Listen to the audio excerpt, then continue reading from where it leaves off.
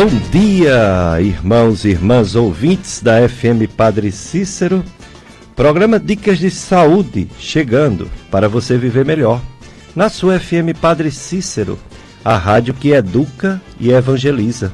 Eu sou Péricles Vasconcelos, quem me conhece já sabe que eu estou aqui há muitos anos na rádio, aos domingos, de 7 às 9.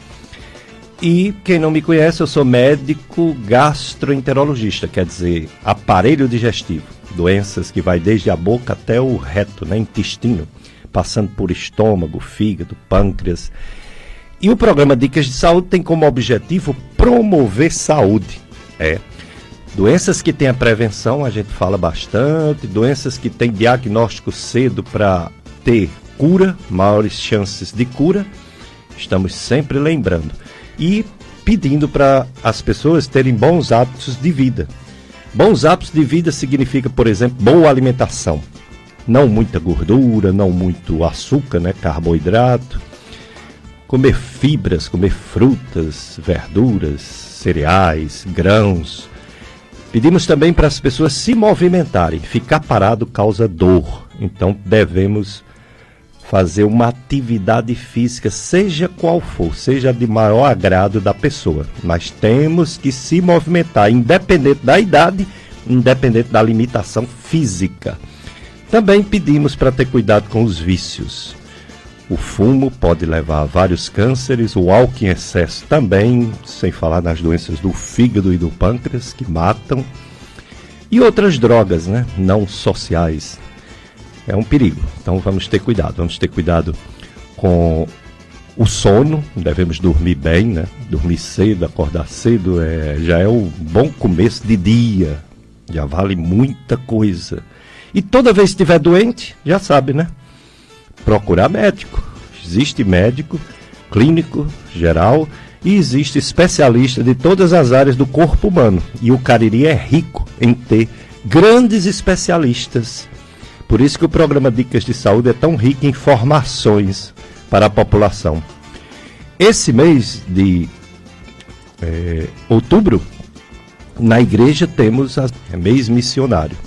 E várias festas que a gente fica passando, festas de padroeiros e a própria programação da igreja em missão. Mas também esse mês de outubro é o Outubro Rosa, Já esteve aqui mastologistas, como a doutora Sheila e como o doutor Idelfonso, com a radioterapeuta doutora Sionara. E hoje nosso convidado também é um cirurgião mastologista. Está aqui comigo, já chegou, já está aqui a postos para começar a falar, explicar tudo sobre o Outubro Rosa de prevenção ou conscientização do câncer de mama. E está à disposição para vocês fazerem pergunta pelo 3512-2000, que também é o telefone do WhatsApp. Está comigo o Dr. João Paulo Correia Mendes. Dr. Paulo Mendes é médico mastologista e cirurgião de mama. Ele fez residência médica em cirurgia geral na Escola de Saúde Pública do Ceará. Ele tem residência médica em mastologia e cirurgia de mama pelo Instituto de Medicina Integral Professor Fernando Filgueira, IMIP, Pernambuco. Título de especialista pela Sociedade Brasileira de Mastologia e pela Associação Médica Brasileira, AMB. Pós-graduado em aconselhamento genético e predisposição hereditária ao câncer pelo Hospital Israelita Albert Einstein, em São Paulo. Bom dia, doutor João Paulo, e muito obrigado por ter aceito o convite para falar para os ouvintes da Padre Cícero. Bom dia, doutor Péricles, é um prazer estar aqui no seu programa, um programa tão famoso aqui, tão importante para a nossa região do Cariri.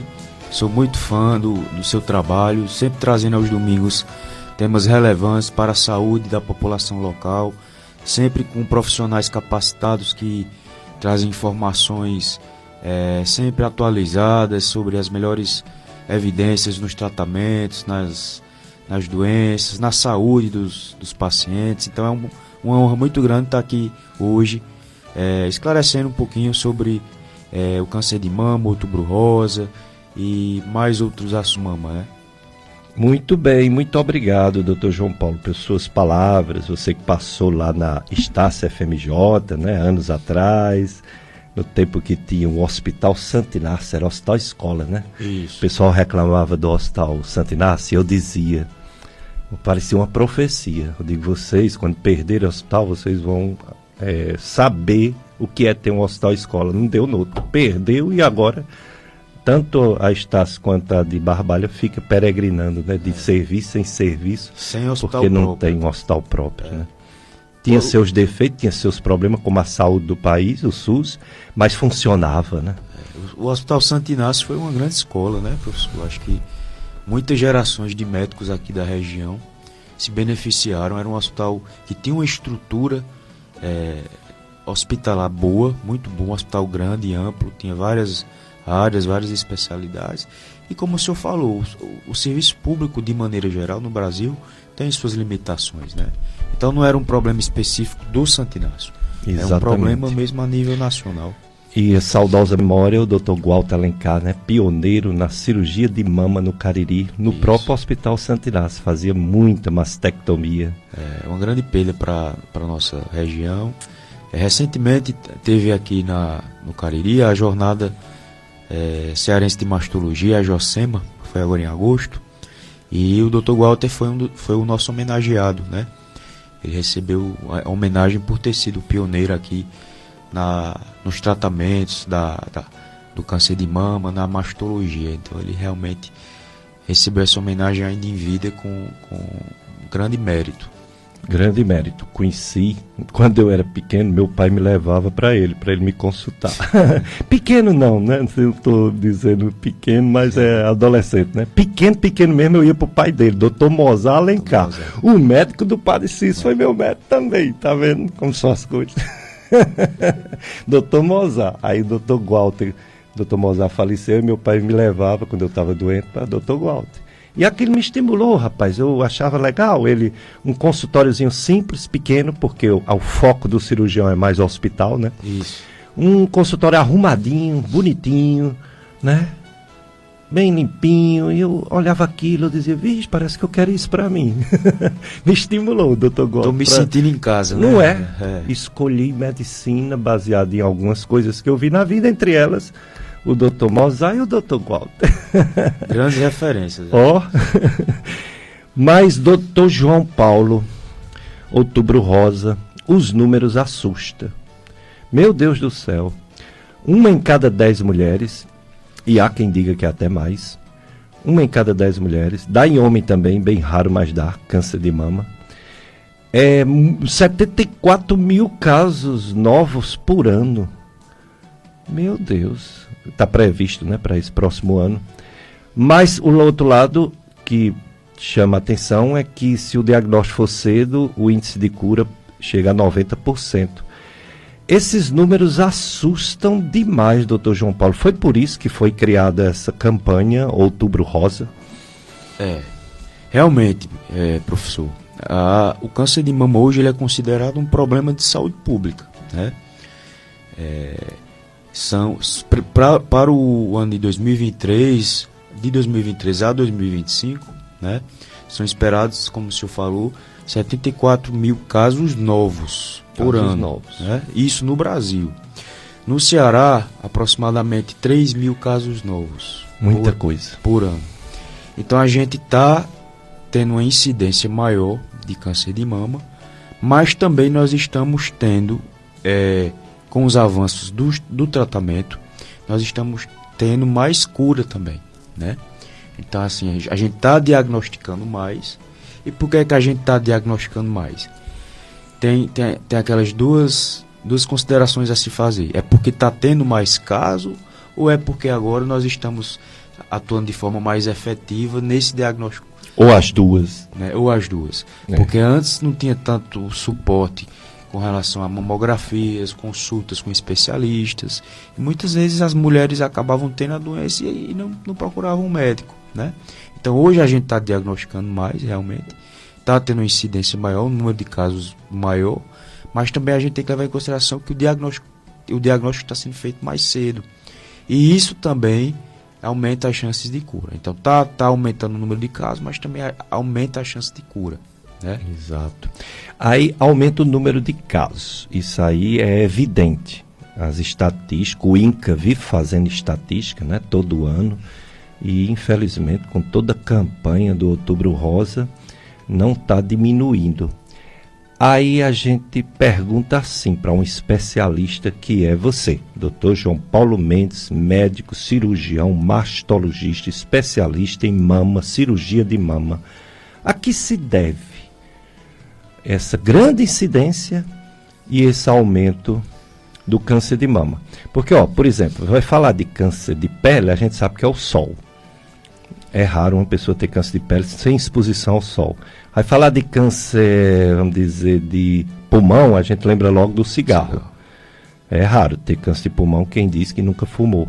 E por aí vai. Vai falar de câncer ginecológico, a gente lembra do HPV, né, do vírus. Câncer de mama. Um fator ou vários? Como é isso? Por que existe tanto câncer de mama? Pronto, boa pergunta, Dr. Péricles. O câncer de mama ele é multifatorial, né? Então não existe uma única causa, uma causa determinante que leve ao surgimento do câncer. Muitas mulheres, muitas pessoas acham que o fator determinante e único é o histórico familiar. Eu tenho mãe com câncer de mama, obrigatoriamente eu vou ter. Ou eu não tenho ninguém na família com câncer de mama, eu não vou ter. Isso aí não existe. Apenas 10% das mulheres que têm câncer de mama têm algum parente com câncer de mama na família. Os outros 90% não tem nenhuma parente com câncer de mama. Então, de cada 100 mulheres, apenas uma vai ter parente com câncer de mama. Perdão, de cada 100 mulheres, 10 vão ter parentes com câncer de mama. E, então, assim, o fator genético é importante, mas também tem os fatores ambientais, né? Como o senhor falou no início da sua apresentação aí de hoje, do programa. Fatores ambientais, questões alimentares, estilo de vida, sedentarismo, obesidade, tabagismo também, grande carga de etilismo, o estresse hoje, a vida atribulada das mulheres hoje, com muitas responsabilidades, né? Então, todos esses são fatores que podem agravar ou mesmo levar ao surgimento do câncer de mama. Tem alguns fatores também que nós já sabemos, e grande exposição a fatores hormonais, por exemplo, né? Então, a menopausa tardia e uma menstruação precoce, aquela menina que menstrua muito cedo e entra na menopausa muito tarde, porque ela vai ter um grande tempo de exposição aí aos hormônios femininos. A amamentação, a gente sabe que hoje é um fator de proteção, então aquelas mulheres que amamentam, ela tem menos chance de ter câncer de mama. Estilo de vida, como eu falei, a obesidade, ela é um fator de risco, porque a gordura acaba sendo convertida em estrogênio, né? E o estrogênio também leva ao estímulo hormonal que pode desencadear o câncer de mama. Entendeu? Puxa, então você já falou aí umas coisas que dá pra gente entender bem por que está aumentando. Porque a população engordou mais, no geral. Eu estava vendo um filme americano antigo, tempo de preto e branco, as pessoas andando por Nova York. Não tinha obesos. Tinha um cheinho, mas a maioria magro. Se for hoje, eu acho que é o contrário, não vai ter magro, não é? Outra, você falou aí da amamentação. As mulheres estão tendo bem menos filhos do que antigamente. Né? E estão amamentando pouco, né? As mulheres hoje não querem amamentar. Ainda tem isso. Uma dificuldade e não quer enfrentar esse desafio, né? Não querem, muitas vezes não podem, né? Tem que trabalhar, tem que deixar o filho. Embora existe um cuidado, existe uma lei, né, que dá essa possibilidade, mas a dificuldade, que não é fácil, viu? Botar o bebezinho para mamar direitinho, na quantidade que ele precisa. Algumas mães se estressam logo, né? E também tem aquelas lendas de que a mama vai ficar flácida, vai cair, né? A amamentação, ela é um processo muito bonito, mas também não é muito. Muitas pessoas acabam romantizando muito, né?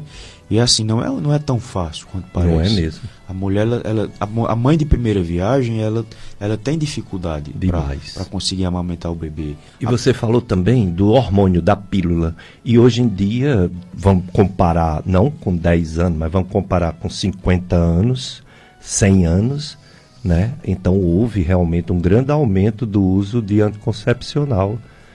E agora o anticoncepcional só se for por muito tempo, não é isso? Isso. O anticoncepcional, hoje nós já temos estudos, né? Estudos robustos, randomizados, que mostram que aumenta o risco relativo em aproximadamente 2% daquelas mulheres que fazem uso prolongado, superior a 10 anos, né?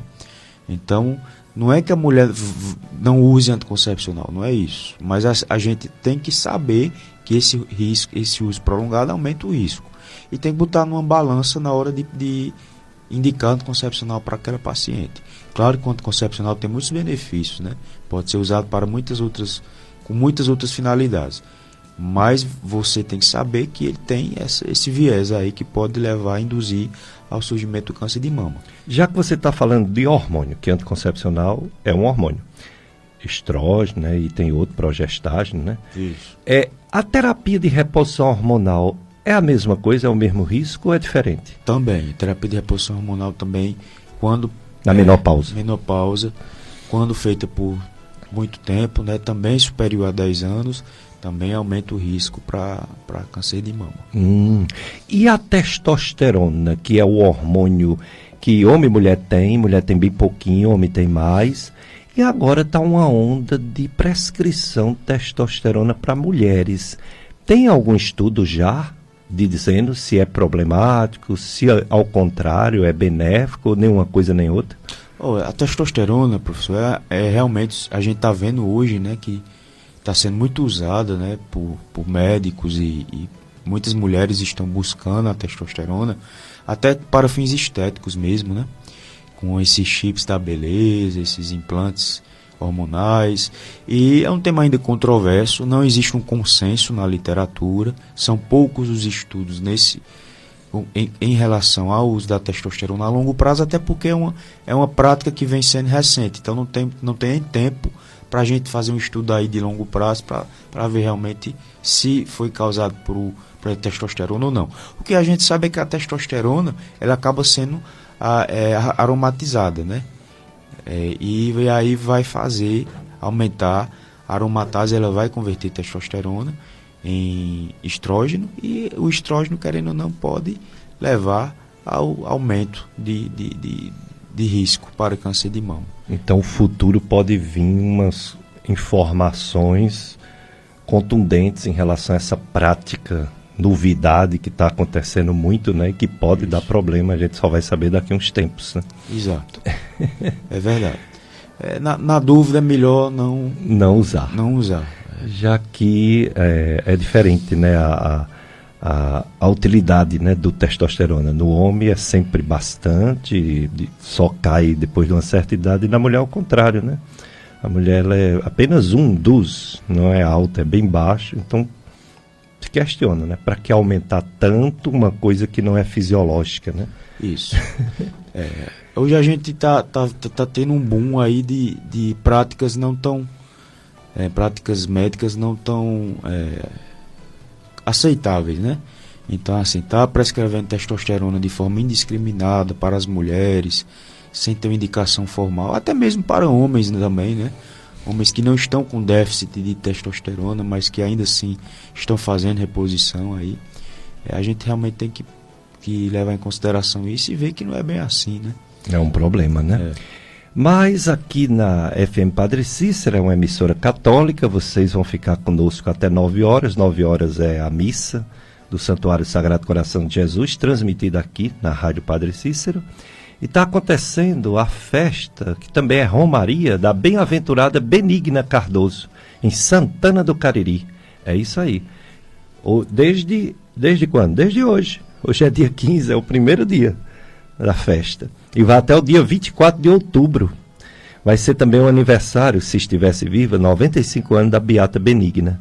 Então hoje houve a alvorada às 5 horas da manhã com concentração na Igreja Matriz, 6 horas houve a caminhada com a bandeira da Beata Benigna até o Santuário de Inhumas.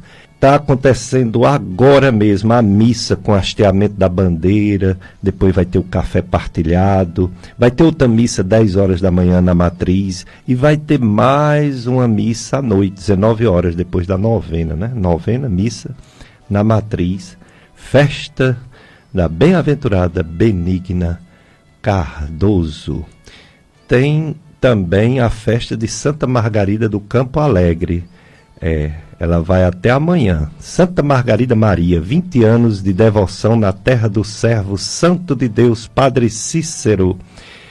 É a festa lá na paróquia São José do Limoeiro. Festa de Santa Margarida Maria Alacoque. Capela de Santa Margarida, que é na rua Luiz Pedro Gonçalves, 120, bairro Campo Alegre, aqui no Juazeiro. Então, hoje tem às 18 horas a procissão saindo da residência de Núbia, na rua Maria José Estácio da Cruz 266, 19 horas novena e missa, presidida pelo padre Adelino Dantas, animação do Carlão. Pois é, o assunto hoje ainda estamos no mês Outubro Rosa. Nosso convidado, Dr. João Paulo Mendes, ele é médico cirurgião, mastologista, cirurgião de mama, experiência, né, renome aqui no Cariri, muita gente passou por ele e elogia, né, tudo que ele faz em relação à saúde da mulher, em relação à mama. Doutor João Paulo, essa questão que você falou e me chamou muita atenção da questão dos fatores de risco diversos, mas um que não pode ser mudado. A idade, né? A idade da pessoa. De fato, o câncer de mama é mais comum depois dos 40, 50 anos, é raro antes de 40 anos. São dois fatores de risco, doutor Péricles, que são os mais importantes e que infelizmente a gente não consegue mudar, que é o sexo e a idade. Né? O principal fator de risco para se ter um câncer de mama é ser mulher.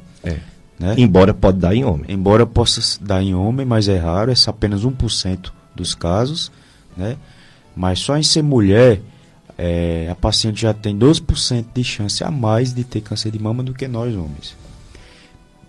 Então a idade é um fator, o sexo é um fator de risco e que não se pode mudar, e a idade. A gente vê que os maiores números de câncer de mama são a partir dos 50 anos. É o maior risco. Só que hoje nós estamos observando, nas últimas décadas, que o aumento do número de casos em mulheres abaixo dos 40 está maior. Tanto que o SUS, né, o Ministério da Saúde, preconiza que a mamografia seja feita a partir dos 50 a cada 2 anos. Mas nós, da Sociedade Brasileira de Mastologia, juntamente com a Federação de Ginecologia e Obstetrícia e o Colégio Brasileiro de Radiologia, a gente defende que a mamografia seja feita a partir dos 40 e não a partir dos 50. E talvez até antes da mamografia se utilize o outro exame, né, de ultrassom, não é isso? Mamária? Isso. Até antes de 40 anos. Isso. 40 anos, mulheres de risco habitual, aquelas mulheres que não têm nenhum fator de risco a mais. Se for uma mulher que tem um fator de risco a mais, exemplo, uma mãe ou uma irmã com câncer de mama, esse acompanhamento deve se iniciar antes dos 40, entendeu? E aí pode ser feito com ultrassonografia ou mesmo com ressonância de mama, aliada à mamografia. Tá? Associada, né? E não trocando pelo outro. Associada com a mamografia. A mamografia ela nunca é substituída. Ela é o principal exame. É o exame que reduz mortalidade. Comprovadamente reduz mortalidade até 30%. Por quê? Porque a gente consegue visualizar na mamografia lesões que ainda são imperceptíveis no autoexame, no toque, e também muitas vezes no ultrassom. Então a mamografia ainda consegue detectar lesões na forma inicial e aí sim diagnosticar a lesão a tempo e tratar e a paciente ficar curada. É aí que entra os 90% de chance de cura que você falou no início, quando diagnosticado de forma precoce, através de um exame de mamografia bem feito. Então, o grande objetivo é, se tiver, descobrir cedo, para ter essa chance alta de cura, né? Isso. Porque, infelizmente, avançado, as chances diminuem demais. Né? Quanto mais avançado, menor a chance de cura, né? E maior a chance de metástase. Essa semana eu sempre abro caixinha de pergunta no meu Instagram, né? E uma seguidora perguntou: doutor, qual é a chance de cura quando já se tem metástase? Aí, infelizmente, quando se tem metástase, a gente não fala mais em cura. Isso vale para qualquer câncer, né? Se eu tenho metástase, significa o quê? Que o câncer saiu do local dele original, onde ele nasceu, e se espalhou para outro local. Então, quando se tem metástase, a gente não pode falar mais em cura. A gente fala em controle da doença. Tratamento, mas não cura, como tanta doença, né? Até benigna, que não tem cura, né? Mas tem controle. Isso, né? Tem controle. A gente consegue controlar, mas curar não mais. Então a gente evita que chegue na metástase. Nosso objetivo é isso, é tratar para evitar que um câncer de mama chegue à metástase, que já é um quadro avançado. Muito bem, estou aqui com o Dr. João Paulo Mendes, médico mastologista. Você pode participar, você pode enviar suas dúvidas, seu questionamento para o nosso convidado, Dr. João Paulo. Estou aqui com o Carlos Eduardo, operador de som, sempre aqui conosco, e a gente agradece por isso. E ele vai agora anunciar os nossos apoio, né? Apoio cultural do programa Dicas de Saúde da Rádio Padre Cícero. Dicas de Saúde FM Padre Cícero, a rádio que educa e evangeliza. Vamos ficar com você, ouvinte, até 9 horas, né? Até 8h55, 9 horas, a missa transmitida pela FM Padre Cícero, do Santuário Sagrado Coração de Jesus. Festa de São Vicente Ferrer, Paróquia São Pedro, Comunidade Vila Valência, em Caririaçu. Tema: São Vicente Ferrer, ajudai-nos a anunciar o Evangelho com sabedoria e humildade. Hoje vai ter 18h30, procissão e novena, 19 horas, missa, presidida por Padre Neto Feitosa. Animação, Ministério MCJ, Ministério, né, de Música. E os noitários, moradores da rua Padre Vicente Feitosa, Comunidade Nossa Senhora do Perpétuo Socorro, Segue-me e SCC, Encontro de Casais com Cristo.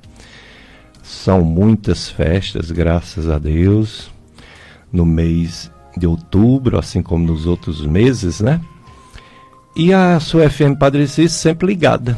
Nesse outubro, mês missionário, acompanhe de segunda a sexta durante este mês o programa especial Igreja em Missão, às 17 horas, com a apresentação do Diácono Lula. Divulgue e sintonize Igreja em Missão. Pois é, estamos mais uma etapa do Outubro Rosa, mês de conscientização sobre o câncer de mama.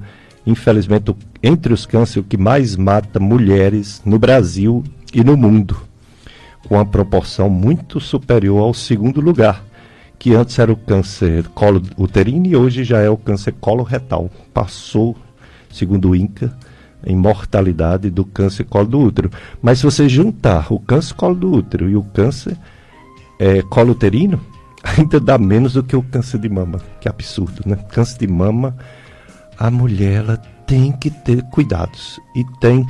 eu vou entrar num assunto bem polêmico, João Paulo. Vou jogar como é que o povo diz? Uma batata quente na sua mão para você resolver, viu? Vamos lá. A medicina é a ciência da incerteza. E para ela não ter tanta dúvida, tanta incerteza, tantos erros, tantas indefinições, ela se baseia nos números, na matemática. Porque a matemática, 1 mais 1 é 2, não tem para onde correr. Então, a medicina se baseia na medicina baseada em evidências científicas. É isso? Isso. É ela que norteia. Ela que nos dá uma luz de que estamos certos ou estamos no caminho errado. Ela que avalia a eficácia de medicamentos, de tratamentos em geral. Ela avalia até se os diagnósticos estão sendo feitos corretamente ou se estão falhos e precisa mudar os critérios, né? Então é a medicina atual mesmo, a medicina que deve prevalecer. Aí vem uma polêmica. Os grandes professores, você até citou um colega seu que foi nosso aluno e hoje é um grande médico do Brasil, o Dr. Alencar, né, cardiologista. Ele e outros tantos no Brasil e no mundo questionam o Outubro Rosa. Eles dizem que tudo bem, que individualmente pode ser bom para uma mulher ou algumas mulheres, mas que dá um transtorno mental na grande maioria, aquela obrigação de estar fazendo esses exames periodicamente. A maioria não acusa nada, graças a Deus, né? Não acusa nada. Mas outras acusa, por exemplo, cistos e nódulos e deixa a pessoa com insanidade mental, né? Com problemas mentais. No entanto, é aquela história, né? Se você com campanha dessa, você salvar a vida de uma pessoa, eu acho que já vale a pena, já valeu a pena. E os outros faz tratamento psicológico, psiquiátrico. Mas eu queria que você falasse sobre uma medicina que a gente gosta, que a gente confia, condena os métodos não só do Outubro Rosa, mas do Novembro Azul. Isso, realmente é um tema bem polêmico, né?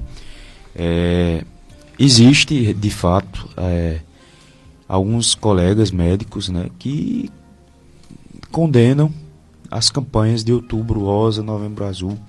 Na verdade, condenam no sentido de quê? De que a mamografia, por exemplo, é um exame que não precisaria ser feito todo ano, né?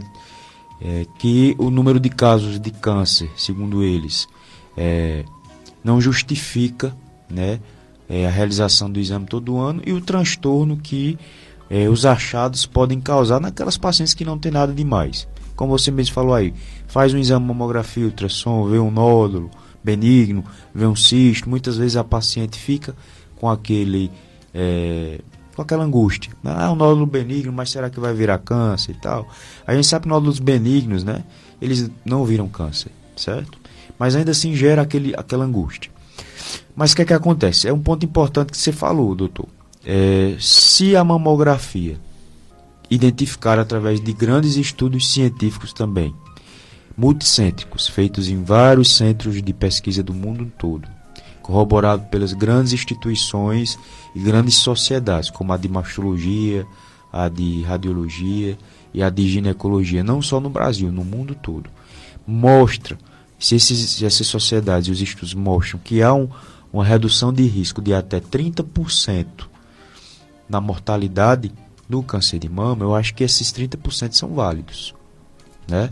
Concordo. Então, assim, se eu vou ter 10 mulheres que vão fazer mamografia e eu vou reduzir mortalidade de 3, tá certo, 3 é um número pequeno, mas são 3 famílias que é ali que vão ser beneficiadas. E a vida vai continuar. São 3 mulheres que vão deixar de morrer por um câncer de mama. Poderia ser uma, como você falou, mas ainda assim aquela mulher é importante, né? As outras 9 tudo bem, ficariam de fora, mas é aquela que teve o câncer e morreu do câncer. O que é que a gente vai dizer para ela, para a família dela, né?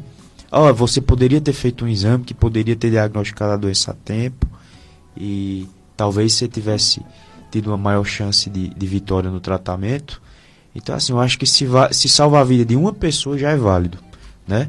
Claro que a mamografia é um exame desconfortável, né? Deve ser feito com uma periodicidade.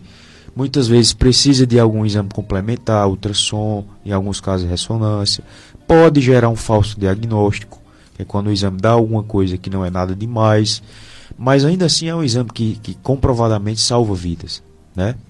Então, assim, eu sou dessa escola, que eu acho que enquanto tiver algum método que vale a pena ser feito para salvar a vida pode ser 100, pode ser uma pessoa, eu acho que vale a pena, né? E eu concordo, doutor João Paulo, eu concordo demais. Eu até estranhei. Eu acho que eles dizem que a medicina é a ciência da incerteza, correto? Por isso que a gente fala hipóteses, né, diagnóstica. A gente não deve se limitar a não falar muito diagnóstico, a gente pode errar, né? E estigmatizar a pessoa. Você tem um câncer, aí de repente não é câncer. Acabou com a vida da pessoa, né? Mas, por outro lado, eu estranhei quando eles começaram a condenar essas campanhas, porque o objetivo dessas campanhas é justamente a pessoa se cuidar.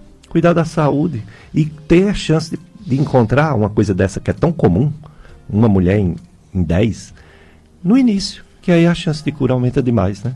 E de próstata também, já pensou, eles chegam a dizer que o homem não deveria ir atrás nem de PSA, nem de toque, nem de nada. Rapaz, Mas aí... eu conheço vários casos de homens que morreram de câncer de próstata. Então, é o que mais mata homens no Brasil e no mundo. Isso. É aí onde eles esquecem a humildade, que a humildade que eles falam é a medicina é a ciência da incerteza. Quando eles começam a se meter em campanhas de sociedades médicas, eles estão sem humildade, né? Eles estão sem reconhecer o benefício, eles só pensam em saúde coletiva, eles têm que pensar em saúde também individual. Salvar um é importantíssimo, a gente salvar milhares. Né? Exato, eu acho que tem que ver como todo assim aquele público, né? Não é aplicado de maneira geral, não é receita de bolo. Exatamente. Né? Eu acho que tem que... Uma outra coisa polêmica, a próxima vez, no próximo ano, você vem em primeiro lugar, viu? Porque em primeiro lugar a gente fala só dos fatores de risco para a pessoa mudar, né? Qualidade de vida, etc. O diagnóstico, o BIRADS, que eu ainda vou falar um pouquinho, vou perguntar também. E a cirurgia, né? Aí quando vai para o segundo, terceiro, quarto, para não ficar muito repetitivo, a gente começa a entrar nas polêmicas. Né? Vamos lá, o que eu puder responder, eu vou responder. Né? Vamos lá. O governo, o SUS, né, o sistema público, fala de uma mamografia com 50 anos, de 2 em 2 anos. A Sociedade Brasileira de Mastologia, de ginecologia, de radiologia, fala aos 40 anos anual. E ainda com esses casos que pode ser antes de 40 anos, né? Quando tem fator de risco. O governo Dilma botou uma lei de uma primeira mamografia com 40 anos. Foi um avanço. Mas aí, olha a lacuna. Você faz uma mamografia com 40 anos pelo SUS e só vai fazer a segunda com 50 anos. 10 anos! Queria que você comentasse isso. Você trabalha no sistema público. Você tem essa dificuldade de pedir esse exame para as mulheres? De fato, Dr. Péricles, existe essa discordância entre o Ministério da Saúde e as sociedades, né, de mastologia, de radiologia e gineco. O Ministério da Saúde, por questão de custo, vale salientar, claro, recomenda que seja a partir dos 50 de forma bianual, a cada 2 anos. Por que a partir dos 50? Porque, como eu falei anteriormente, o número de casos de câncer de mama aumenta a partir dos 50. Mas existem, hoje, cada vez mais casos abaixo de 50, inclusive abaixo dos 40. E essas pacientes que têm menos de 50, elas vão ficar desassistidas? Né? Será que só vale a pena mesmo eu fazer rastreio em pacientes acima dos 50, sabendo que hoje a incidência está maior em mulheres mais jovens? Então a Sociedade de Mastologia, ela reconhece isso, esse acréscimo nessa população mais jovem, e recomenda que seja a partir dos 40, né, a cada ano, anual. Eu trabalho no sistema público, né, eu sou mastologista do SUS também, e eu vejo realmente que tem uma dificuldade. Agora sim, eu não tenho dificuldade, eu tenho dificuldade dos pacientes, principalmente nos PSFs. Por quê? Porque o médico do PSF, ele segue a diretriz do Ministério da Saúde. Então, geralmente, se chegar uma paciente no médico do PSF, com 45 anos, dizendo que quer fazer uma mamografia, é muito difícil o médico do PSF solicitar a mamografia para paciente. Porque ele vai dizer, não, você não tem idade, é só a partir dos 50. Porque ele vai seguir a diretriz do Ministério da Saúde. Mas eu já peço a partir dos 40 e eu não tenho dificuldade nos serviços que eu trabalho, porque a gente já sabe então tem exceção, né? Graças a Deus. Né? Você pedindo, o especialista pedindo. Isso. Então, assim, o que é que eu recomendo? Que a paciente vá ao posto, ao PSF, peça ao médico, né? Converse com ele, diga que a partir dos 40 já pode fazer.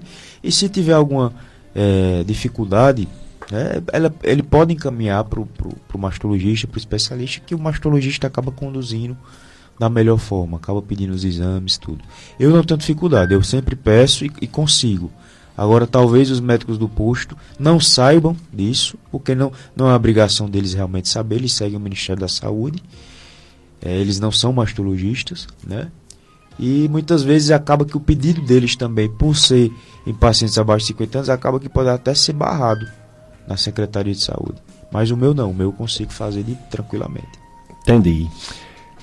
Então vamos ver o resultado desse exame. A mulher vai fazer sua primeira mamografia, ou então ultrassonografia.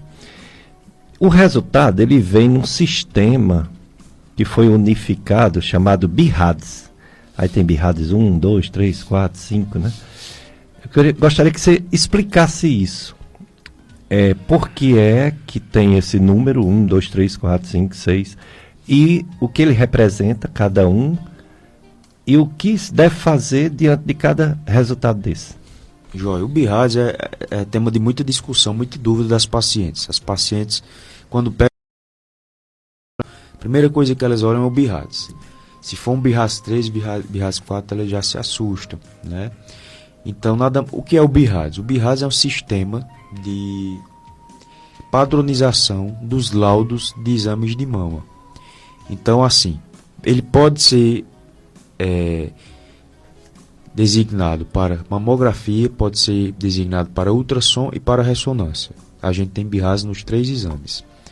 E ele vai direcionar a conduta, padronizar o laudo e direcionar a conduta do médico mastologista, por exemplo. Então, se eu tenho um BIRADS 1, é aquele exame normal, que não deu nenhuma alteração.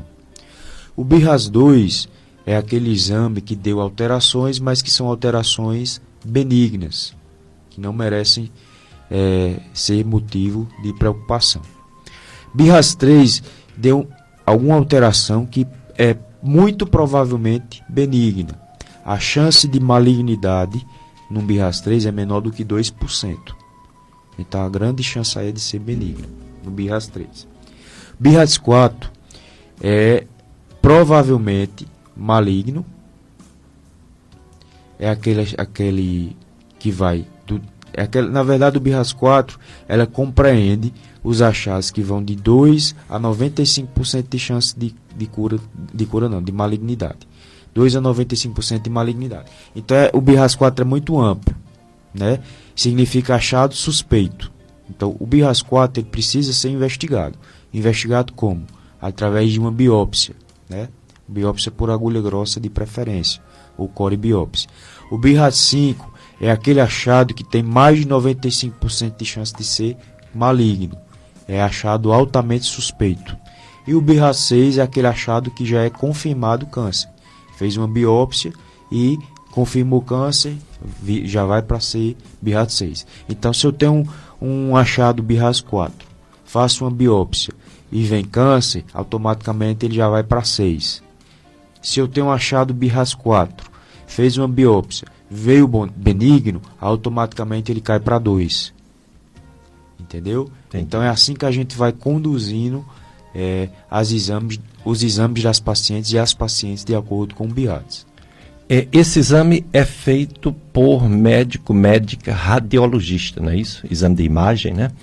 Aí quando esse dá uma imagem, como você falou, acabou de falar aí, né? Desse BIRADS 3, 4, né? 4, 5, e precisa de biópsia. Quem faz é o radiologista ou é o mastologista? É o mesmo momento do exame ou é em outra etapa, outro momento? Isso é variável, Dr. Péricles. A biópsia de mama pode ser feita por radiologistas especializados em procedimentos. Alguns não gostam de fazer, não tem treinamento para isso, mas também tem os que fazem tranquilamente. E pode ser feito por mastologistas também, tá? E com relação ao tempo, também depende muito do profissional. Tem colegas que fazem a biópsia no momento do ultrassom, tem colegas que fazem em um segundo momento, tá? Isso é muito variável, mas pode ser feito no mesmo momento do ultrassom. Geralmente, quando é uma lesão pequena, que não é muito palpável, a gente precisa fazer o ultrassom para localizar a lesão. E aí sim fazer a biópsia. Guiada por ultrassom. Guiada por ultrassom. Então, involuntariamente. Mas tem a biópsia guiada por mamografia também, né? Tem também. E até por ressonância, embora não tenha em todo serviço, Isso. né? Ressonância aqui na região nós não temos ainda. Biópsia guiada por ressonância. Sim. Por mamografia aqui nós já temos. Que Entendi. foi um grande avanço também aqui para a nossa região. Não é? Ótimos serviços já com os nossos colegas, né, da mastologia. Agora, esse laudo do histopatológico, ele é dado por um médica patologista, não é isso? E a partir daí vem o planejamento de como vai ser, já que é câncer, né, como vai ser a cirurgia, enfim, o tratamento, não é isso? Isso, a gente faz a biópsia, né? Como é a biópsia? Né? A biópsia é a coleta de um fragmento do nódulo. Então, digamos, a paciente tem um nódulo suspeito na mama. A gente vai lá, faz uma anestesia local, vem com a agulha, coleta um pouco do material do nódulo, manda para uma avaliação histopatológica. Isso é a biópsia. O médico patologista vai fazer análise desse material que foi coletado e vai dar o seu laudo, né? A sua impressão com relação àquele material. É benigno, é maligno, é um câncer, qual é o tipo de câncer. E a partir daí a gente vai definir a conduta da paciente.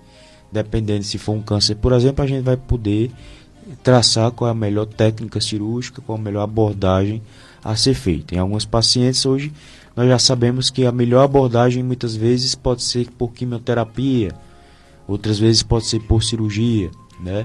Depende muito do tipo do tumor da paciente, do tipo de câncer da paciente.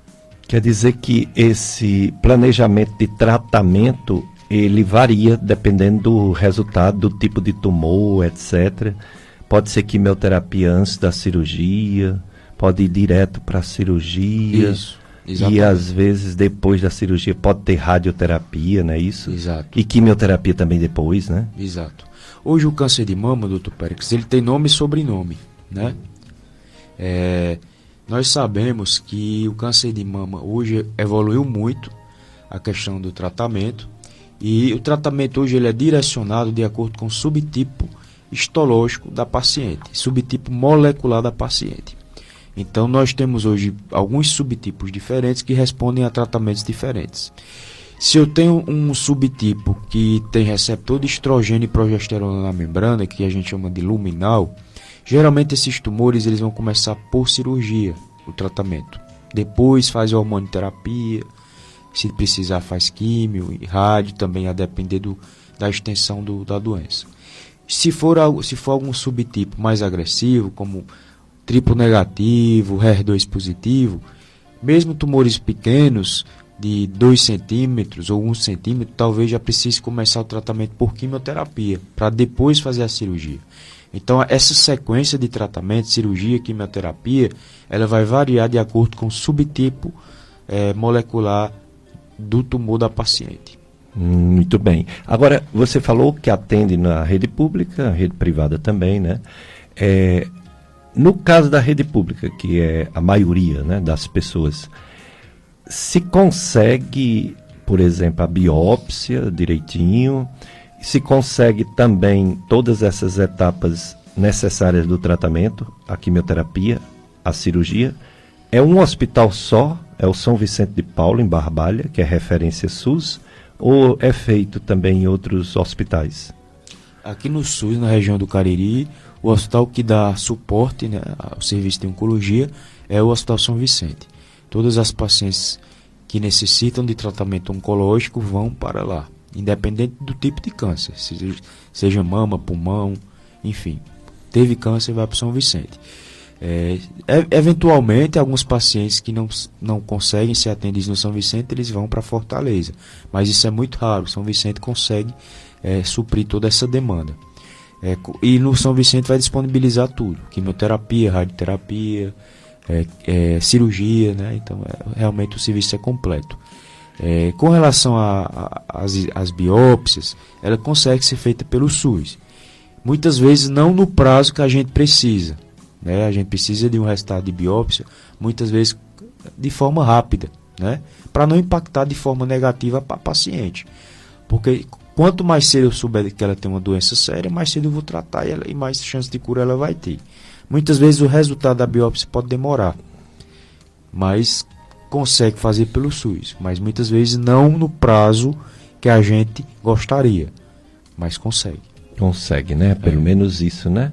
E dependendo da época também, né? Às vezes o patologista está sobrecarregado, né? Isso. Outras vezes nem tanto, consegue até fazer mais rápido, né? Isso.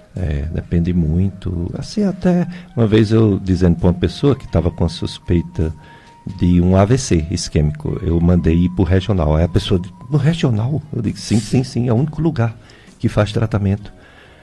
E tem que ser rápido, viu? Em menos de 4 horas. Aí a pessoa disse assim, e a tomografia? Eu digo, lá. E lá faz, eu digo, só lá faz. Se você com dinheiro para fazer, você não consegue em 4 horas não, e lá consegue.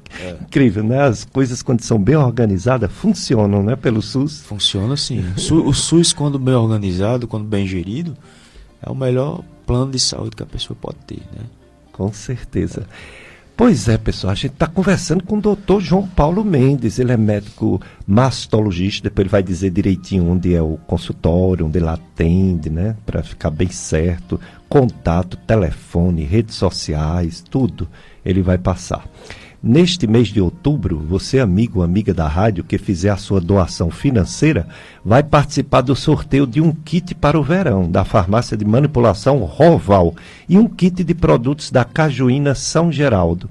O sorteio vai acontecer no dia 3 de novembro, às 11h30 da manhã, no programa Mais Amigos. Maiores informações, 3512-5824, 3512-5824. Apoio cultural, Farmácia de Manipulação Roval, há mais de 30 anos fazendo seus medicamentos de forma personalizada.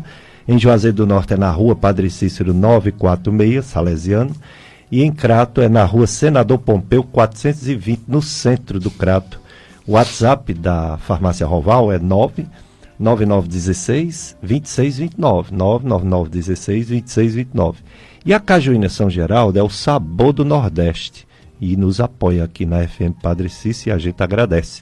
Clube de Amigos da FM Padre Cícero, juntos somos mais amigos. Vamos para mais um bloco de apoio cultural, Carlos Eduardo. Depois a gente volta com mais perguntas para o doutor João Paulo Mendes, médico mastologista, Outubro Rosa. Dicas de saúde, FM Padre Cícero. Vamos ficar conversando até 9 horas, né? 9 horas tem a missa. Paróquia Sagrado Coração de Jesus transmitida. O nosso convidado de hoje é o Dr. João Paulo Mendes. Ele é médico, cirurgião, mastologista, cirurgião de mama. E nesse Outubro Rosa ele veio nos brindar com informações precisas, atuais, sobre essa problemática, grande problema de saúde pública, o câncer de mama, que atinge mulheres de uma forma absurda, né? É o câncer que mais mata mulheres no Brasil, no mundo. Muito superior a todos os outros cânceres em termos de quantidade e mortalidade. E ele falou dos fatores de risco, falou dos exames. Agora vamos perguntar para o doutor João Paulo Mendes a questão da cirurgia. A minha irmã teve câncer de mama, ela está na quimioterapia. Já tem alguns anos. Ela ainda não completou aqueles 5 anos, né? Mas ela está muito bem, graças a Deus. Ela fez a cirurgia dela retirando só um quadrante da mama. E ela ligava para mim várias vezes por dia para eu convencer a colega, doutora Sheila, para tirar a mama toda. E eu, Nailma, fica tranquila, ela sabe o que faz. Tem estudo científico dizendo que é melhor só o quadrante para você não ficar com aquele trauma de perder uma mama inteira, né? Ter que botar prótese, aquela confusão toda. O estudo científico diz que em determinados casos é suficiente mesmo só um quadrante, né? E não tirar a mama toda. Não é isso, doutor João Paulo? Hoje nós já temos estudos, não só inúmeros estudos, né?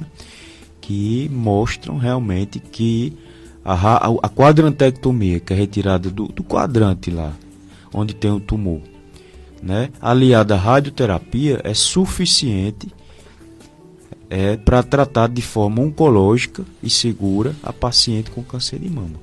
É tão equivalente quanto a retirada da mama toda, em termos de segurança oncológica, sendo que a paciente ainda fica com sua mama preservada e esteticamente aceitável. Hoje, nós deixamos as mastectomias para casos de exceção, viu, doutor Péricles? Nossa tendência atual é sempre manter, tratar a paciente. Primeiro ponto é tratar a paciente do ponto de vista oncológico, deixá-la curada. Mas não só deixá-la curada, mas com a mama preservada e esteticamente aceitável, proporcionando uma melhor qualidade de vida, uma melhor autoestima, para que ela não fique estigmatizada, né? Não tenha nenhum déficit aí na sua questão de humor, não entrar num quadro de depressão. Então é importante também você analisar tudo isso. A mama é o principal símbolo de feminilidade, né? Quando a gente fala em mulher, a gente remete logo à mama. Então uma mulher que se depara sem sua mama, ela fica emocionalmente abalada, ela tem grande chance de entrar num quadro depressivo, ansioso. E a gente hoje sabe, baseado em estudos grandes, robustos, que não é necessário retirar a mama, apenas em casos realmente estritamente selecionados, né? A gente tem segurança hoje para tratar o câncer, retirando somente a área do tumor lá e deixar a mama preservada, esteticamente bonita, e a paciente ficar assim curada. Muito bem, então se o método decidir só um quadrante, a pessoa deve ficar feliz e não com medo, né? Isso, exatamente. Esse programa tem muitos anos, doutor João Paulo, e eu lembro que anos atrás se falava muito do autoexame. Hoje já não se fala tão bem. Se fala ainda que a mulher devia se tocar, que a gente devia conhecer nosso corpo, mas já não dá para garantir que isso seja assim importante, que a mulher tem que ir mesmo, para o ginecologista, tem que ir mesmo, fazer o exame de ultrassom, de mamografia. Talvez era porque antigamente não tinha disponibilidade de tantos aparelhos, né, de mamografia. E também parece que quando a mulher toca num caroço, pode ser que já esteja um tumor avançado. Seria mais ou menos por aí, que já não tem tanta ênfase ao autoexame? Isso. A campanha do Outubro Rosa, alguns anos atrás, uns 10 anos atrás, mais ou menos, era mais focada nisso, em faça o autoexame, né? Mas hoje, o que é que a gente vê? Não é que o autoexame não esteja indicado, continua sendo indicado, mas como forma de autoconhecimento, a paciente se autoconhecer, né?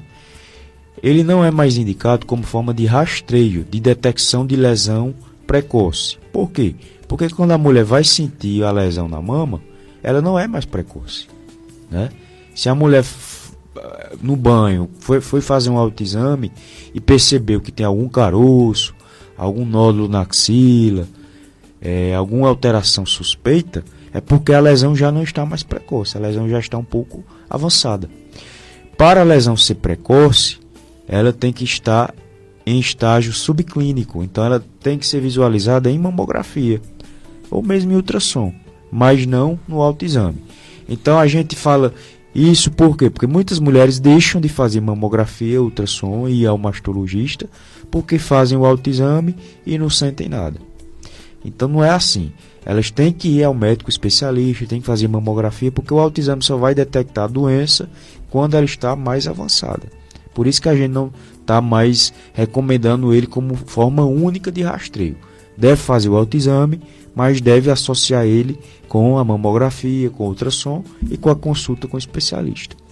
Muito bem, agora está chegando as primeiras intervenções, doutor João Paulo. Nossos ouvintes da FM Padre Cícero.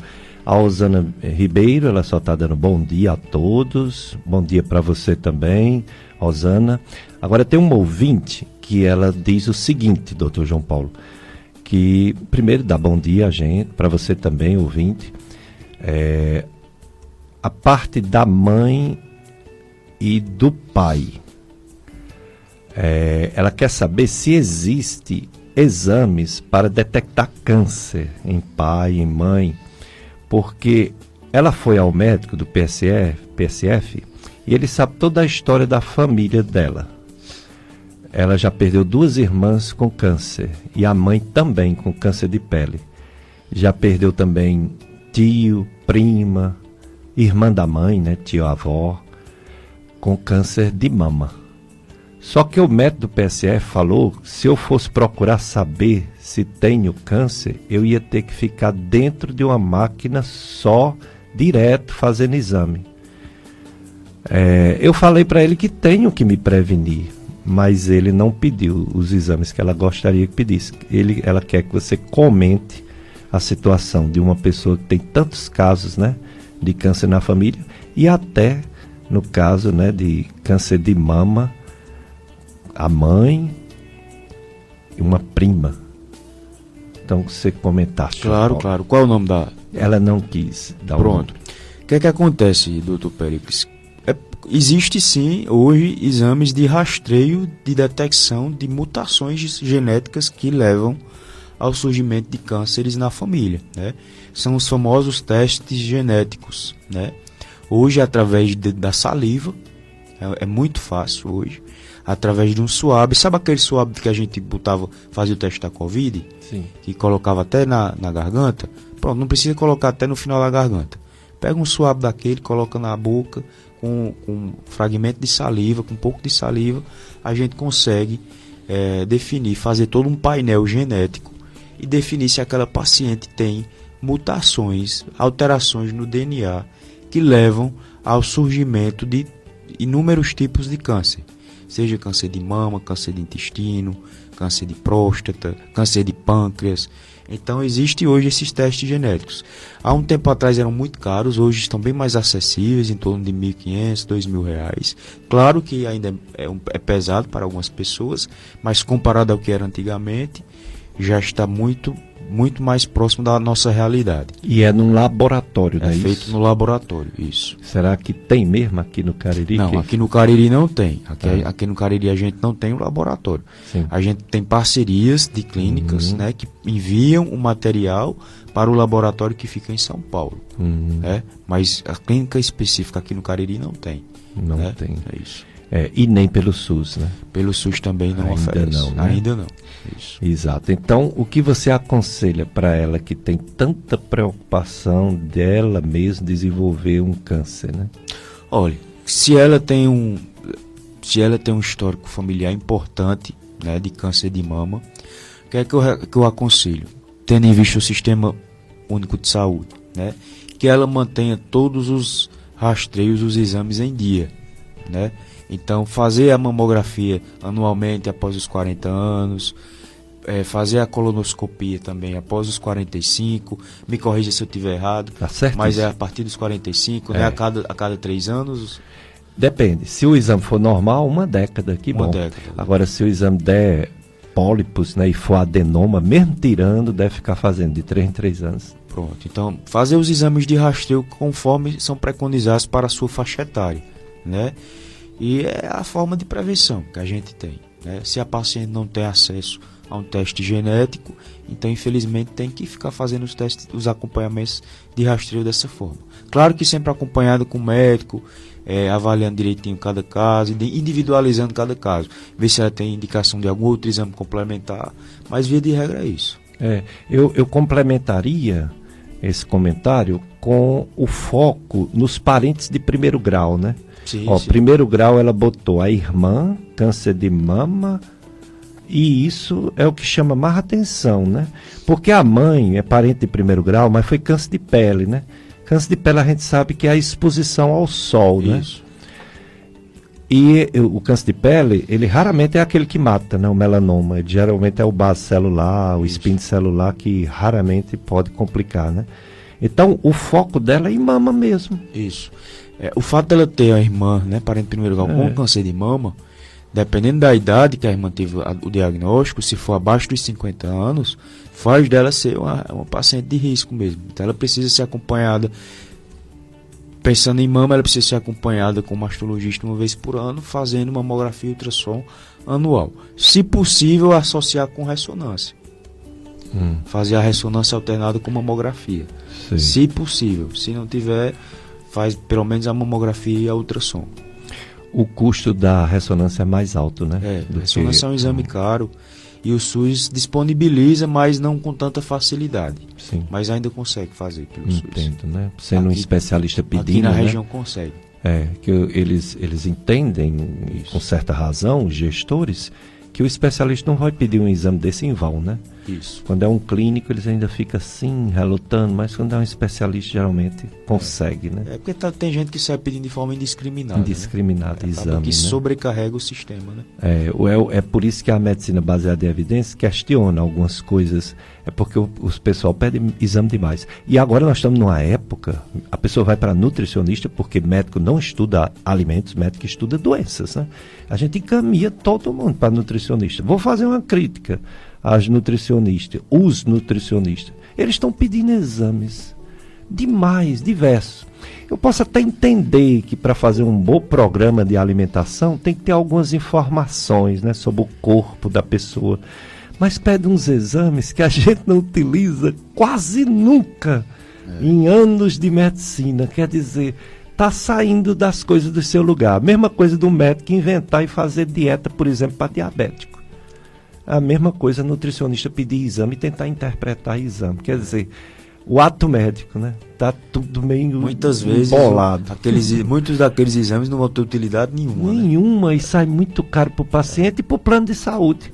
Aí chega o pessoal lá para eu pedir para a Unimed uns 15, 20 tipos de exame. Aí eu digo, olha, tem exame aqui que eu nunca ouvi falar, não vou pedir não.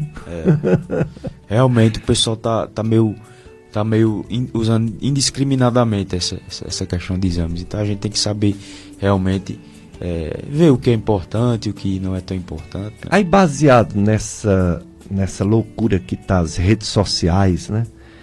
Que vem com essas conversas bem diferentes da medicina tradicional, vem umas histórias de que a mamografia, algumas placas, algumas coisas, a radiação, isso é que dá câncer. Eu queria que você comentasse essas conversas. Eu não sei se o senhor chegou a ver esse vídeo de um colega nosso médico, famoso, lá de São Paulo, que gerou toda essa repercussão. Eu vi alguma coisa assim. Viu, né? Eu não aguento ir até o fim, mas eu vi um pedacinho. É um colega famoso no Brasil inteiro, né? Um colega polêmico, né? Não só por essa declaração da mamografia, mas por inúmeras outras declarações. E ele fez um vídeo, né? Falando que a mamografia, ao invés de prevenir, era causar o câncer de mama, falando mal da radiação da mamografia. Bom, o que é que eu tenho a falar desse assunto? A radiação da mamografia, ela é mínima. É menor do que a radiação do raio-x que a gente faz para pneumonia, por exemplo. Estamos tossindo, vou para o pronto-socorro, faço um raio-x de tórax. A radiação da mamografia é menor, é infinitamente menor. Para aquelas pacientes que têm medo da tireoide, pode-se usar o protetor de tireoide, mas a gente sabe também que muitas vezes não é nem necessário, porque o que chega na tireoide durante a mamografia também é ínfimo, é muito pouco, né? Então, assim, é um exame seguro, não vai causar câncer, a radiação não causa o câncer, isso já foi comprovado pelas sociedades responsáveis que estudam exatamente isso, não é um médico de outra área, que não é estudioso da área, que está falando aí de forma aleatória. São as sociedades científicas sérias que estudam aquilo e que estão com embasamento científico, né? Então falar qualquer um fala. Agora a gente tem que saber realmente, nós como médicos somos formadores de opinião, né? E esse colega aí, ele realmente tem um público grande, tem gente que segue suas doutrinas. E essa repercussão da fala dele causou muita dúvida. Muitos pacientes chegaram para mim dizendo que não ia mais fazer mamografia, que tinham medo do exame. E é todo um trabalho para a gente tentar convencê-las do contrário, né? É um desserviço. Desserviço. Né? Meu Deus do céu. É cada coisa que a gente vê.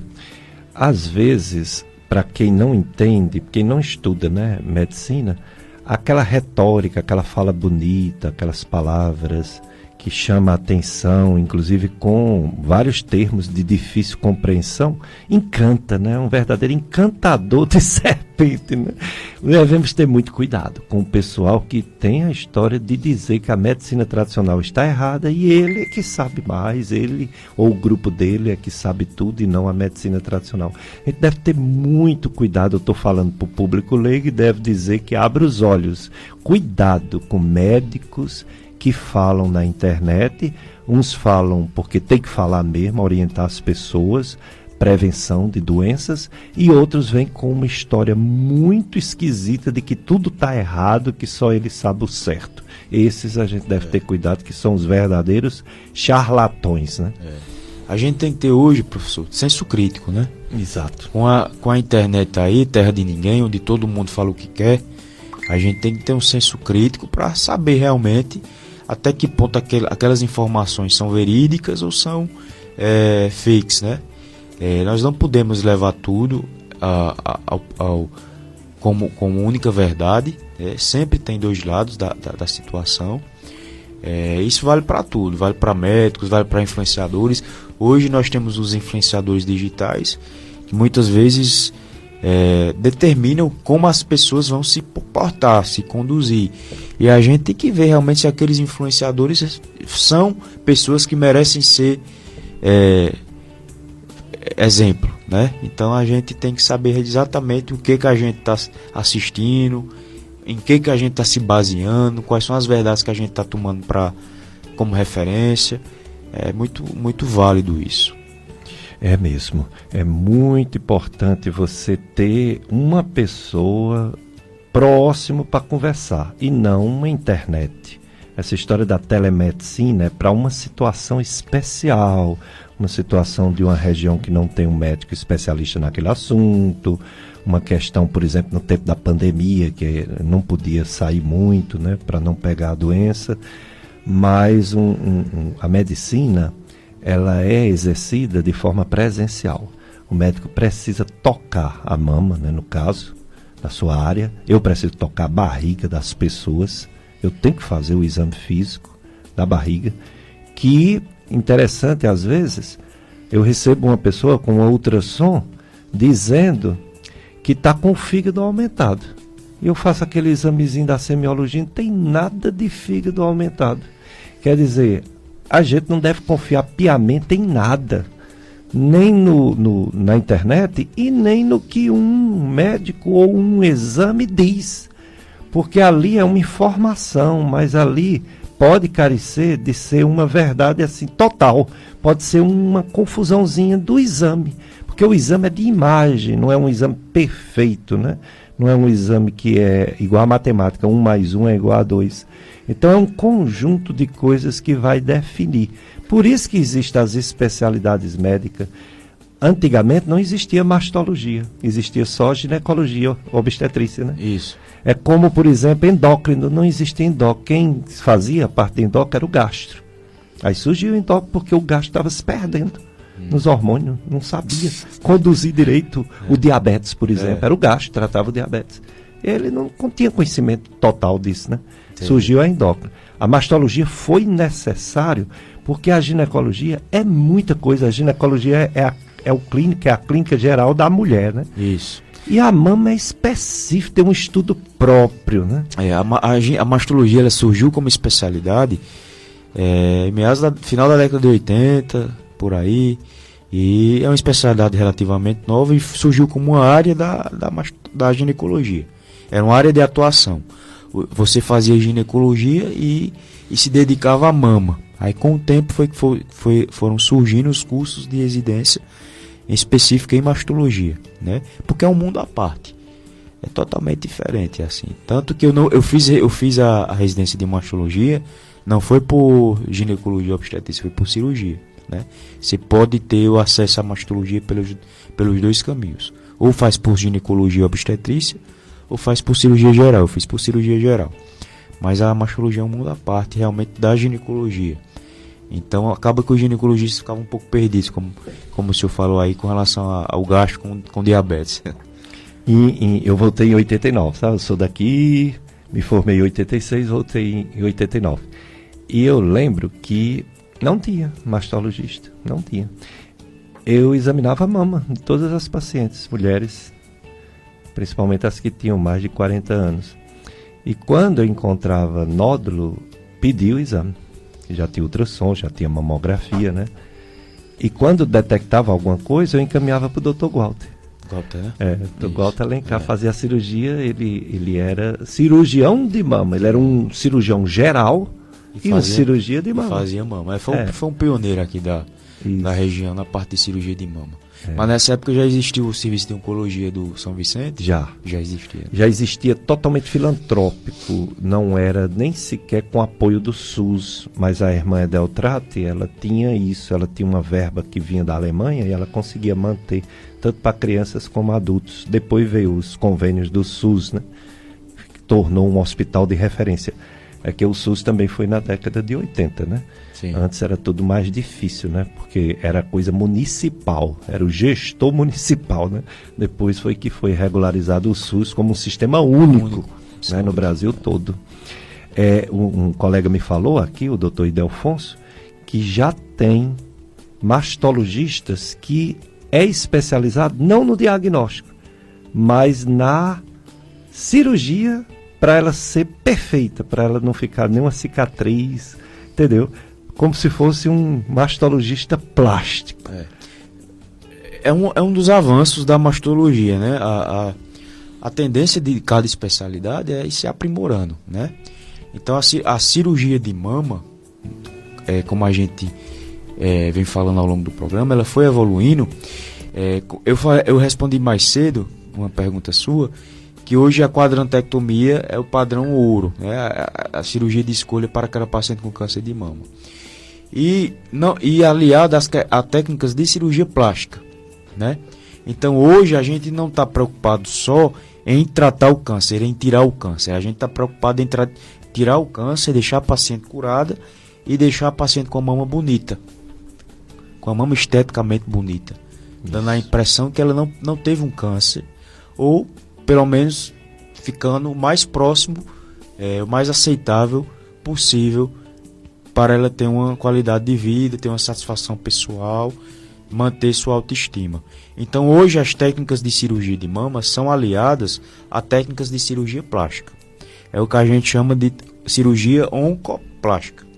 É quando a gente utiliza técnicas de cirurgia oncológica, cirurgia para a retirada do câncer, associado com técnicas de cirurgia plástica.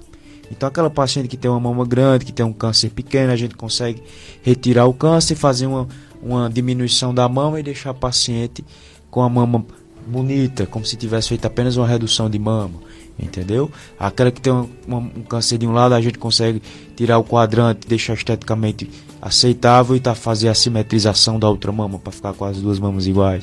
Então a gente hoje consegue fazer isso com grande satisfação, as pacientes ficam muito satisfeitas e é um avanço, né? Sem dúvida, muito bom.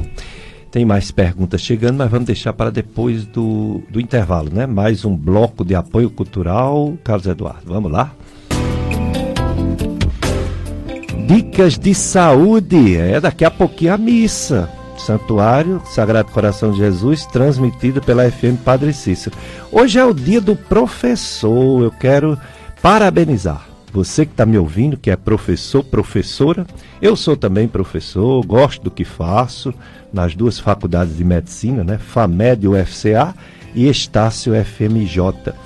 Então, professor é tudo, né? Todo bom profissional aprendeu com alguém, aprendeu com seu professor e sua professora. Então, quero agradecer a todos os que me ensinaram, né? Todos os meus professores, e você que é professor, que é ouvinte da rádio, parabéns para você. Tem uma pergunta da Elisângela para o doutor João Paulo Mendes. Bom dia, Elisângela. Ela pergunta: doutor, tenho uma cunhada que passou por tratamento de quimioterapia e radioterapia na mama. Ela fez uma tomografia e apareceu um nódulo no pulmão. O médico da quimioterapia quer que ela faça uma biópsia desse nódulo. O outro médico disse que não precisa fazer biópsia desse nódulo. Agora, o que fazer? Elas estão na dúvida. A gente também vai ficar na dúvida, não vai, doutor João Paulo? É difícil definir conduta, né? Elisângela, né, o nome dela? Elisângela. Bom dia, Elisângela, tudo bem? Obrigado por sua pergunta, tá? É difícil, Elisângela, a gente definir conduta, né, baseada apenas em essas informações assim superficiais, né? O ideal é a gente saber realmente o histórico da paciente, ver os exames dela, inclusive essa tomografia, ver se esse nódulo no pulmão é um nódulo suspeito, né? Nem todo nódulo no pulmão é suspeito. Então existem aqueles nódulos que a gente tem aqui há muito tempo, que calcifica, não é suspeito. Então a gente tem que ver realmente se esse nódulo é suspeito, avaliar a possibilidade de biópsia. Então assim, fica difícil responder somente em cima dessas informações que você passou, tá? Sugiro que vocês conversem com o oncologista que está acompanhando sua cunhada, discuta o caso. Eu acho que o oncologista e o mastologista aí que estão acompanhando ela vão ser os mais indicados para definir se realmente vai precisar de biópsia ou não. Exatamente. Então é por isso que a gente já falou aqui nesse programa que a medicina é a ciência da incerteza. É uma coisa difícil de você afirmar sem todos os detalhes. Agora, o que eu posso dizer é que a maioria não é maligno, né? Mas pode ser, por isso que é bom essa observação bem fina mesmo, bem com calma. Mas tem muita gente que tem nódulos antigos, né? De tuberculose, pneumonias. Fibrose por conta de uma DPOC, pneumonia. né? DPOC. Tomara que seja, né? Mas é bom ver isso direitinho. Já que um colocou numa situação e outro noutra, vamos para uma terceira opinião, né? Ou então um conversar com o outro, né? Eu acho que o oncologista e o mastologista aí, eles são os mais indicados. Devem chegar em um consenso. Um consenso, exatamente. A cirurgia de mama, depois tem um acompanhamento, tem uma quimioterapia que leva alguns anos, né? Depois que termina esse tempo que suspende a quimioterapia, precisa continuar indo frequentemente no mastologista, não é isso? Porque já teve um... Na verdade, doutor Pérez, eu acho que isso que o senhor está falando não é a quimio propriamente dita, é a hormonioterapia. Sim, eu que confundi. A hormonioterapia, que são 5 anos, que você né? faz a quimio é antes, geralmente, né? A quimioterapia é o tratamento venoso, né? Sim.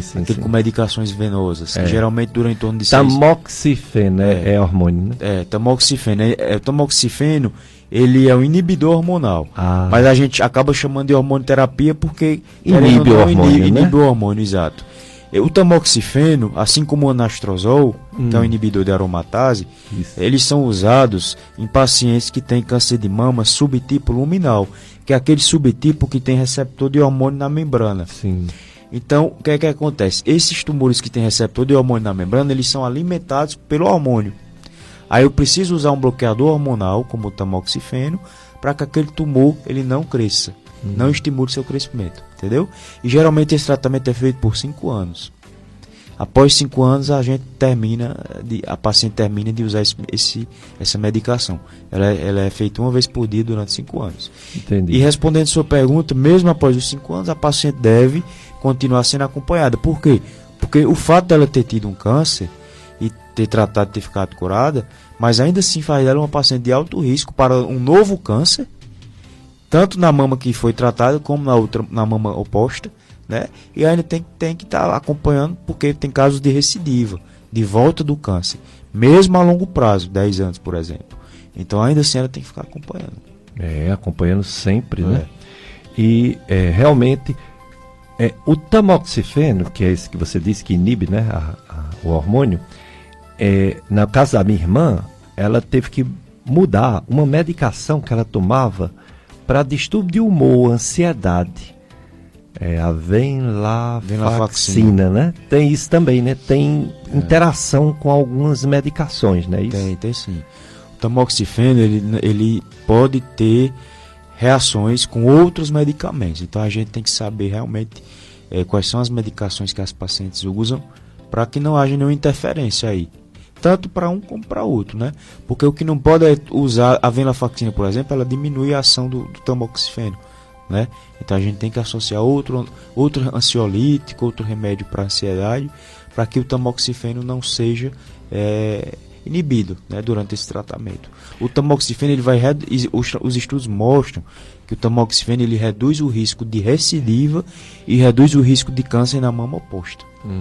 Por isso que ele deve ser feito por 5 anos. Muito bem.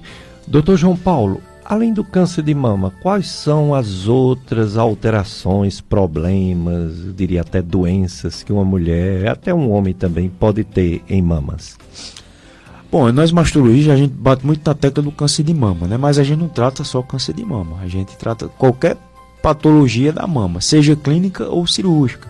Então é muito comum que os nódulos benignos, de maneira geral, os B3 que eu falo anteriormente, os BRAF3, aquela paciente que fez um exame de ultrassom, vê um nódulo benigno, BRAF3, precisa fazer o acompanhamento, o segmento. Dor na mama, é muito comum no consultório, pacientes com dor na mama, mastalgia, né, que a gente chama.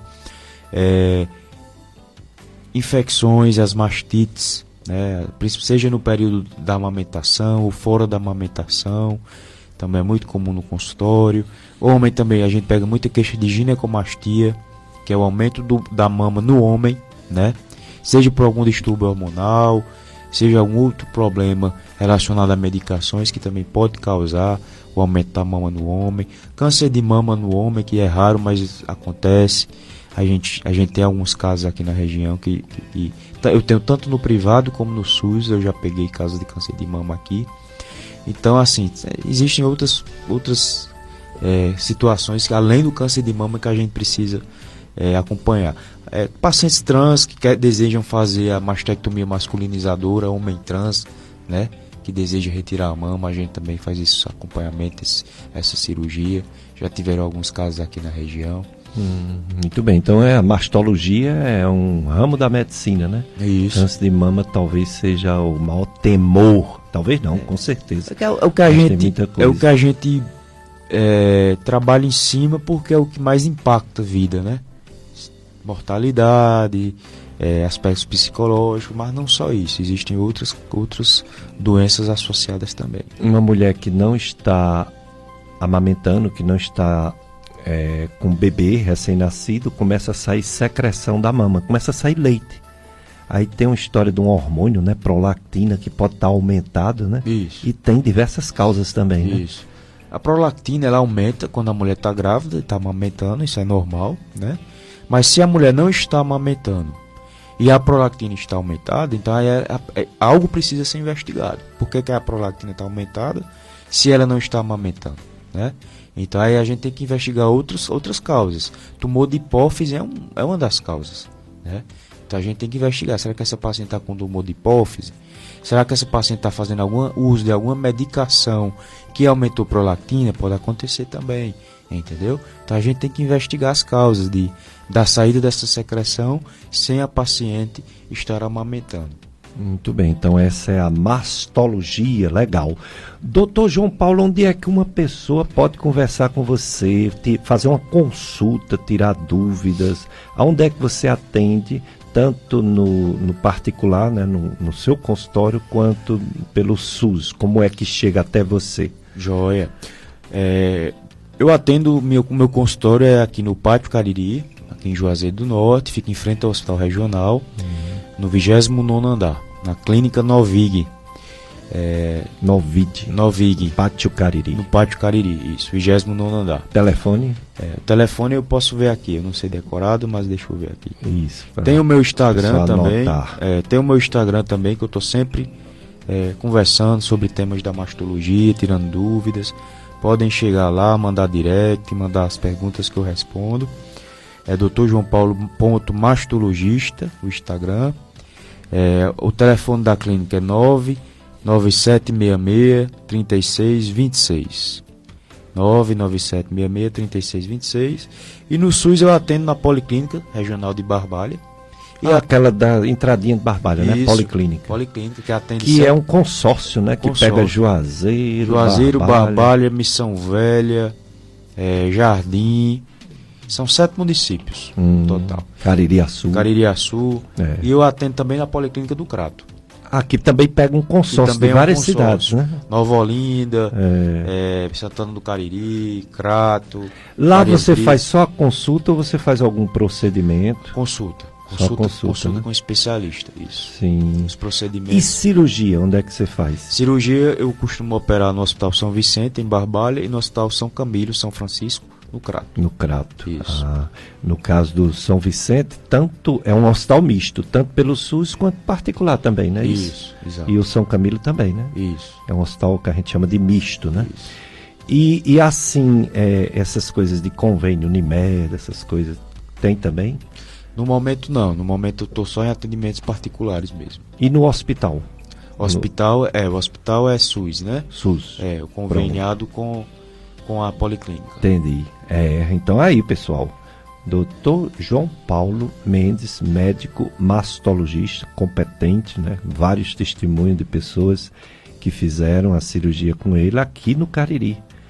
E a gente já está chegando ao final do programa. Agradecer e pedir, Dr. João Paulo, agradecer por sua presença e pedir que você fale de novo o que você falou na primeira participação.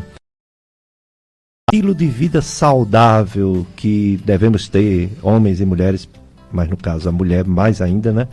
Devido ao câncer de mama. O que ela pode fazer, já que não dá para mudar a idade nem a genética, o que é que ela pode fazer para ter menos chance de ter essa doença? Joia. Dr. Périx. Alimentação saudável e uma prática regular de exercício físico. Hoje a gente tem estudos sérios que mostram que se você fizer uma prática regular de exercício físico, reduz o risco de câncer de mama em até 30%. Muita coisa. 30%. 30%. Meu Deus. Então, assim, procurar ter uma alimentação saudável, pobre em gorduras e procurar sair do sedentarismo, né? Fazer uma prática regular de atividade física, pelo menos uns 10 a 15 minutos por dia, seja uma caminhada, seja uma andar de bicicleta, enfim, dançar, se você gosta de dançar, se mexer, né? Sair da sua zona de conforto, procurar fazer alguma atividade que seja prazerosa também. É interessante porque vai acabar impactando também na sua mente, né? Diminuindo o estresse, diminuindo a carga de responsabilidades. Você acaba que esparece um pouco, faz uma atividade física e ajuda você em inúmeros outros aspectos, aí prevenindo também doenças cardiovasculares, né, doutor Welles? Hipertensão, diabetes, não somente o câncer de mama. Então é isso, uma dica aí é uma alimentação saudável e uma prática regular de exercício físico. Legal, muito bom. Pois eu conto com você, doutor João Paulo. Primeira vez que você está vindo aqui, mas todo ano tem essa campanha, né? E eu conto com você futuramente voltar para dar essas suas informações, viu? Com certeza, pode contar. Foi um prazer estar aqui com o senhor, que foi meu professor, um grande amigo, uma grande referência para a gente aqui das novas gerações, que aprendeu muito com o senhor aí. E ainda aprende hoje, né? Então é um prazer. Eu que aprendo com vocês, que eu convido e aí eu aprendo medicina geral, porque que a gente vai se distanciando, né? A gente vai ficando só na nossa área, né? Só gasto. Mas aí quando vocês vêm aqui, falam, eu renovo. Fico até lembrando daqueles meus professores lá da Paraíba, João Pessoa, o FPB, no professor dando aula de mastologia. Eu fiquei lembrando. Legal, né? Coisa boa. Muito obrigado, doutor João Paulo. Obrigado, Carlos Eduardo, viu? Então vocês vão ficar agora com a missa, né? A missa aqui do Santuário Sagrado Coração de Jesus é uma missa que é transmitida pela FM Padre Cícero. E aí você que não pode ir presencial, você pode ter essa missa de onde você estiver. Esse programa, Dicas de Saúde, ele é gravado pelo meu amigo Tony Santos e é disponibilizado no site clubesintonia.com, e a gente também puxa essa gravação, que o Tony geralmente consegue fazer, e coloca nas nossas redes sociais de YouTube. Nós temos os podcasts de YouTube, tanto da Gastroclínica Vasconcelos quanto Dicas de Saúde. E a gente deixa lá a gravação dessa entrevista com o Dr. João Paulo Mendes, mastologista, e todos os outros programas. O Tony, ele deixa no Dicas de Saúde em torno de 6 programas. Aí quando entra o mais novo, como esse de hoje, aí sai o mais antigo, né? Já nas nossas redes sociais fica até mais tempo, né? Então, a gente agradece a participação. No próximo domingo, se Deus permitir, estaremos aqui para mais uma rodada, né? Vamos dizer assim, de Outubro Rosa. Próximo domingo. Não, a gente vai dar uma pausa. O Dr. Ricardo Kiduti, ele só virá no dia 29, deixa eu ver direitinho. Não, próximo domingo sim, Dr. Ricardo Kiduti e doutora Patrícia. Mastologia, mais Outubro Rosa. Então você é convidado também para acompanhar o programa do próximo domingo. Então é isso, desejo para vocês um domingo de paz, um domingo de Deus, uma semana santa, né? Uma semana de tranquilidade, de realizações, e um abraço para todos.